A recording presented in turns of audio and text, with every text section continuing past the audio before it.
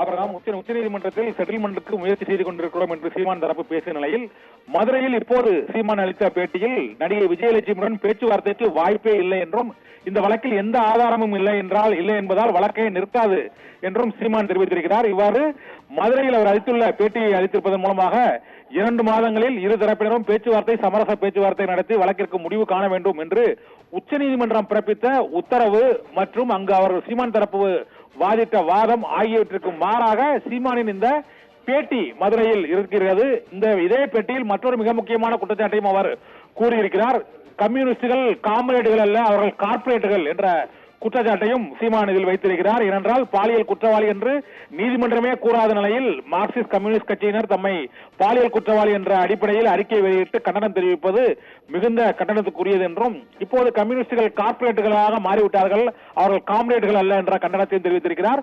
மதுரையில் அளித்த பேட்டியில் 2 சர்ச்சைக்குரிய விஷயங்களை சீமான் பேசியிருக்கிறார். முதல் சர்ச்சை, நீதிமன்றத்தில் செட்டில்மெண்ட்டுக்கு தயார் என்று சீமான் தரப்பு வாதிட்ட நிலையில் நடிகை விஜயலட்சுமியுடன் எந்த விதமான பேச்சுவார்த்தையும் இனிமேல் இல்லை என்று திட்டவட்டமாக மறுப்பு தெரிவித்திருக்கிறார்.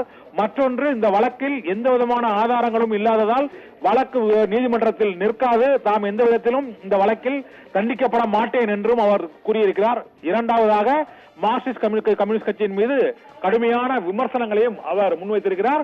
நடிகை விஜயலட்சுமியுடன் பேச்சுவார்த்தை இல்லை என்று சீமான் இப்போது அறிவித்திருக்கிறார். இதனால் உச்சநீதிமன்ற வழக்கு விசாரணையில் அடுத்த கட்ட வழக்கு விசாரணையின் போது இந்த பேட்டியானது எதிரொலிக்கும் என எதிர்பார்க்கப்படுகிறது. சமரச பேச்சுவார்த்தை நடத்தி நடிகை விஜயலட்சுமிக்கு இழப்பீடு வழங்குவது தொடர்பாக 2 மாதங்களுக்குள் முடிவெடுத்து அறிவிக்க வேண்டும் என்று உச்சநீதிமன்றம் உத்தரவிட்ட ஒரு சில நிமிடங்களிலேயே மதுரையில் அவர் அளித்த பேட்டியில் நடிகையுடன் நாம் பேச்சுவார்த்தை நடத்த போவதே இல்லை என்று சீமான் இப்போது அறிவித்திருப்பதன் மூலமாக மீண்டும் நடிகை சீமான் மற்றும் நடிகை விஜயலட்சுமி பிரச்சனை மீண்டும் சர்ச்சைக்குரிய விவாத பொருளாகி இருக்கிறது. அப்ரகாம்.